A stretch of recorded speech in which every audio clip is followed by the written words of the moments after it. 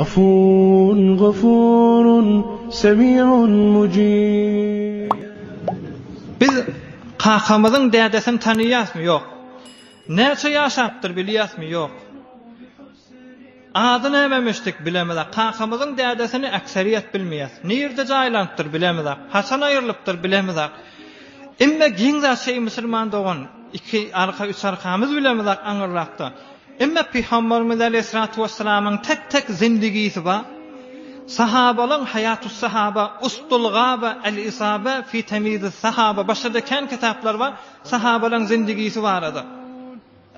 Sahabalardan sonra Hazreti İmam Azam Ebu Hanife anaqlan zindagisi var. Tula tarihte minyan ulamaların zindagisi var. Şolar sünkü qum bolupdyr Müslüman doğun. Onu da şu tarihlan kitaplarının arasında başolan zindagisi. Birinçiklerde şehit bolupdyr. Qumun eteginden çıkarsan cesedi çıkýar Müslüman. Ceset dargamandyr. Näçe bolýarsa, men garry qakamdan habarim ýok. Näçe ýaşany bilemek. Adyny şayet bilmeýän bolan Hasan aýrylypdyr. Kim şoňa jynaza çykypdyr? Zindagide näjremişdik? Arada tutuganmışdykmy? Uğursuzmuşdykmy? Men hiç zatdan habarim ýok. Emma sahabalar ýeriň eteginden çıkaranda cesedi de dargamandyr. Kitaplar agtarsan köne 1000 ýyl mundan onça ýazylan kitaplar ya 100 ýyl mundan onça ýazylan kitaplar gözlesen hemmesinde sahabaların zindagisi bar. Ve Hudaý Taala da Kur'an-ı Kerim'de sahabaların zindagisini yazıptır. Radiyallahu anhum ve radu an. Kullu Kur'an-ı Kerim sahabaların üstüne iyiniptir. Sahabalar beyttin minel mu'minine ricalun sadaku ma ahadullaha feminhum men qada nahbahu ve minhum men yantazir ve ma beddelu tebdile. Kan sahabalar ve peygamberin yanına. Omurunu tamam etti Hudaýyň razylygını. Birinteklerde ve minhum men yantazir. Umur tamam bolýança gözleşip otylla Hudaý bilen ýaşajak we ma beddelu tebdile. Ütgümü dolu adamlardy. Ahlakda, berhortda, zindagide. Şol adamlar näzire bir hemişegi adam bolupdyrlar. Şol adamlar näme diýip hemişegi insanlardan bolupdyr. Bulan cesedide hemişegi mumyaga ihtiýagy ýok. Bulan hatyralarda hemişegi, bula bir işleri edipdir, hemişegi bolup galypdyr. Şuň bir felsefesini aýdyp beren ey Müslüman. Adam yerin yüzünde yaşap be, adamın umru muvakkat, mal muvakkat, avudulluk muvakkat, insanın gücü muvakkat. Bilbilleri hücum eden havalı ağlar. Bilbil senden geçer fagan evlenmez. Yağışlı yağmurlu ömürlü dağlar, siller senden galar duman evlenmez. Adam yaratılmış belentli, pesli, akıllı, fikirli, aňyly osly, ýigitlikdir goýa ýaz günüň fasly, bahar senden geçer zaman eglenmez.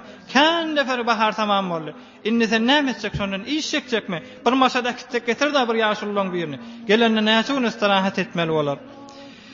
Olar şuna aýdypdyrlar. İnsanyň özü muvakkat, ömrü muvakkat, elindäki sermaýasy muvakkat, saglykda muvakkat, hemmesi muvakkat da belli däm şo. Belli muvakkat. Emma cennet hemişegi, hoşlukda hemişegi, sermayesi de hemişegi, şatlıqda hemişegi, ömürde hemişegi. Onu muvakkatlat bilen nezre hemişegi zat alıp bolýar. Olar näme dipdirler? Biz bir zat edeýliň. Ýeriň yüzünde ýaşap bäkak hemişegi halidina fiha la yabguna anha hiwala. Aňyrsy sökünmeyjek cennetten giýreňde çykasyň gelmeýän cennet Hudaý Taala hemişegi edipdir. Şu hemişegi cennete girjek bolsaň, bir hemişegi amal gerek ey Müslüman doğun. Hemişegi zähmet gerek. Aňyrsy tökünmeyjek bir çamyk ýalak bir ameller gerek ey Müslüman doğun. Bir Hudaý üçin faaliýetler gerek. Hudaý üçin bir ferheng bolmaly zatlar gerek. Hudaý üçin bir ferheng bolan zatlar aýyrmak gerek ey Müslüman doğun. Şol zady bilipdirler olar.